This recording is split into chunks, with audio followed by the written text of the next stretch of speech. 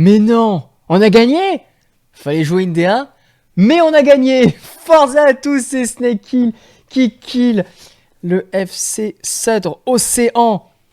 Forza à tous, c'est Snake Hill qui kill Aquaman. J'espère que vous allez bien. Et oui, c'est ça d'être un club amateur. Tu rentres au 4e tour de Coupe de France fin septembre sous la flotte dans le fin fond de la Charente. Le décor que j'ai choisi derrière moi, c'est pas un hasard, c'est là où on a joué les gars. On était dans la forêt. À tout moment, tu as Frodon Sake et Sam Gamgee qui traversent la comté derrière nous. Il y avait le sanglier. À tout moment, il y a des sangliers qui traversaient la pelouse. Et pendant ce temps-là, tu as des Français qui supportent City et qui disent sur les réseaux qu'ils sont en crise. Je rappelle que City est champion d'Angleterre. Bref, ce genre de déclaration, moi, ça me donne envie de leur faire bouffer tout le stade de la Dune du Pilar. Et pas que par la bouche. La génération de gâtés pourris, c'est insupportable. Ah, mais moi, c'est tout ce que je déteste dans le football, ça, vraiment. Ça, si vous voulez m'énerver, vous me faites rencontrer des gens comme ça. Toujours est-il que Bordeaux se qualifie donc pour le 5e tour de Coupe de France. Encore 2 victoires en Coupe et on pourra peut-être affronter un club de Ligue 2. Alors le match, voilà, le score 5-0 est assez anecdotique puisque tant l'écart de niveau était important.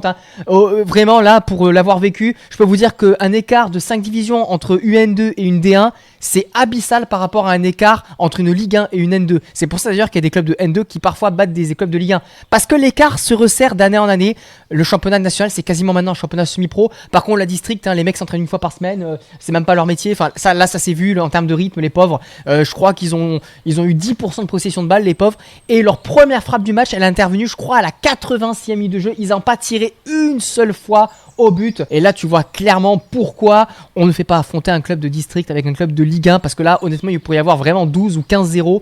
Et j'exagère même pas. Après, il y a peut-être des équipes de district plus fortes que d'autres, selon les projets de jeu et de sportifs. Mais bon, voilà, c'est pour ça que je vais rester mesuré. L'écart était trop important pour qu'on puisse vraiment tirer de grands enseignements de cette rencontre. Mais il y a quand même des enseignements à tirer, vous allez voir. Ils n'ont pas touché un ballon. Vraiment, dès qu'ils avaient la balle, ils perdaient en 5 secondes, le ballon il était perdu. Non, vraiment, ça a été difficile pour eux.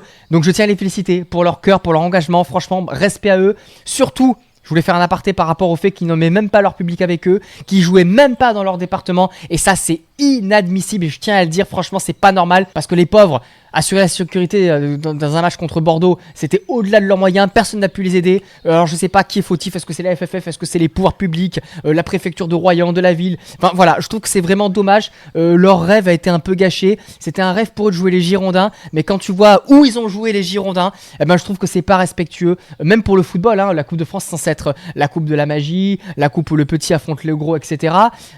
Et là, on n'a pas vu de ça, on n'a pas vu de magie. On a vu malheureusement une fête gâchée. Même la recette billetterie, elle aurait été conséquente pour un club comme Sudre. Donc vraiment, j'ai vraiment mal pour eux. Vraiment, je tiens à le dire. En fait, pour que le match puisse avoir lieu avec des supporters, il aurait fallu que ça se joue au Matmut Atlantique. Sauf qu'il était utilisé pour des travaux sur la pelouse, je crois. Donc c'était pas possible. Donc sur Bordeaux, aucun stade, hormis de faire un huis clos, n'était disponible. Et à la base, c'est quand même Sudre qui reçoit, pas Bordeaux. Donc voilà, ils ont essayé de chercher un huis clos dans le Poitou-Charentes. Ils l'ont pas trouvé dans le département du 17. Alors ils sont allés en Charente.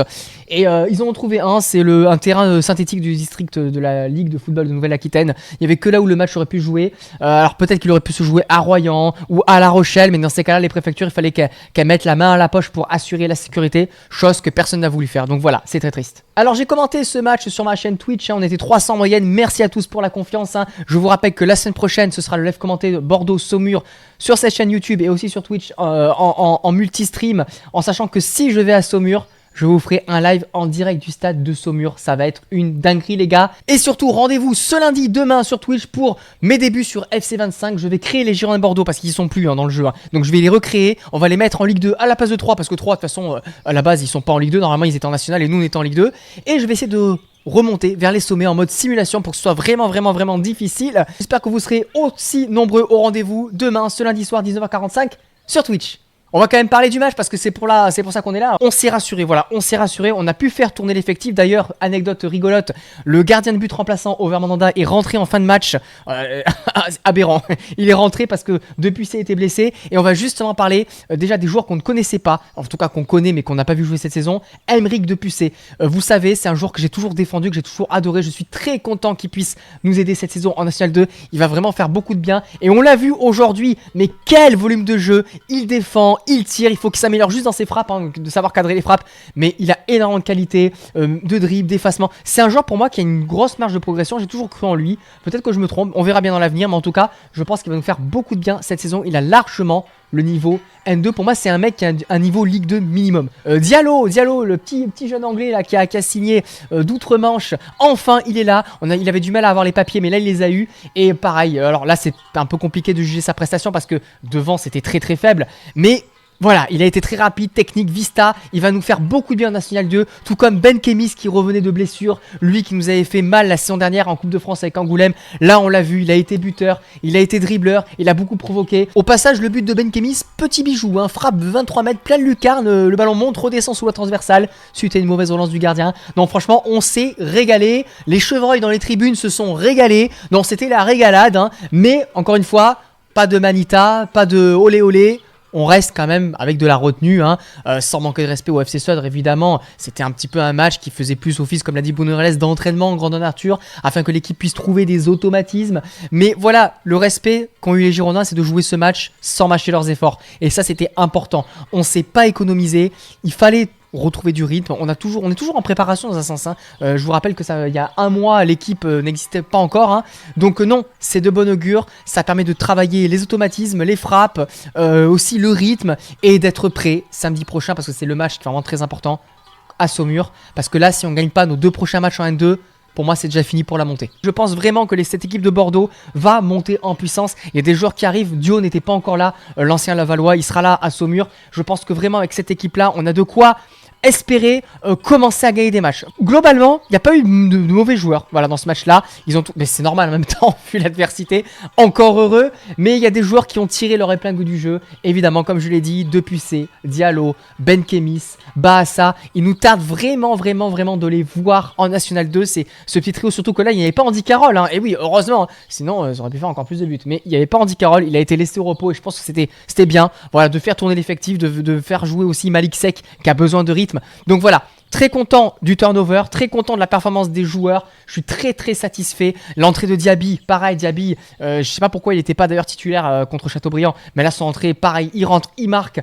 Donc c'est de bon augure. Trop d'écart entre les deux équipes, hein. Là où en fait Sud a flanché, c'est surtout physiquement. Ils ont fait quand même 10 bonnes premières minutes et après physiquement, de suite, on a senti que les Bordelais avaient beaucoup trop de puissance par rapport à Sud, hein. Beaucoup plus de rythme. C'est des joueurs aussi techniquement beaucoup plus forts. Donc, voilà, dans cette configuration-là, dès que Bordeaux a marqué le premier but, derrière, ça s'est enchaîné. L'homme du match, franchement, alors c'est difficile de choisir entre deux, mais pour moi, c'est soit Depucé, soit Bahassa, peut-être également Diallo. Voilà, pour moi, c'est les 3 joueurs que j'ai trouvé très forts, mais si je dois en citer qu'un, je vais dire Depucé parce que je suis pas objectif, mais j'adore ce joueur. Je trouve que certes, il a pas marqué, mais il a été un petit peu le métronome. Il a servi le jeu, il a orienté le jeu, il a défendu quand il fallait défendre, que ce soit dans son jeu dos au but ou dans son jeu vers l'avant. Il a été très intéressant. Il manque encore un petit peu de petits problèmes dans la finition. Ce serait bien qu'il s'entraîne au tir parce que si en plus il s'est tiré, là ça peut vraiment être the joueur, the GOAT de l'équipe. Dans les prochains jours, je vais également sortir une vidéo importante sur YouTube. Ça concernera l'équipe de Bordeaux avec les recrues.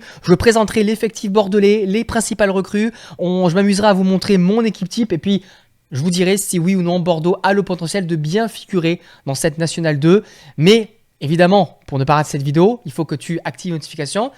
J'espère que tu vas mettre un petit pouce bleu parce que ça m'aide et puis c'est gratuit et puis ça mange pas de pain. Et puis nous, on se retrouve donc très rapidement, comme je l'ai dit, hein, cette semaine sur YouTube, sur Twitch dès demain. Et puis la semaine prochaine, il y a le live Saumur Bordeaux. Faudra pas le rater.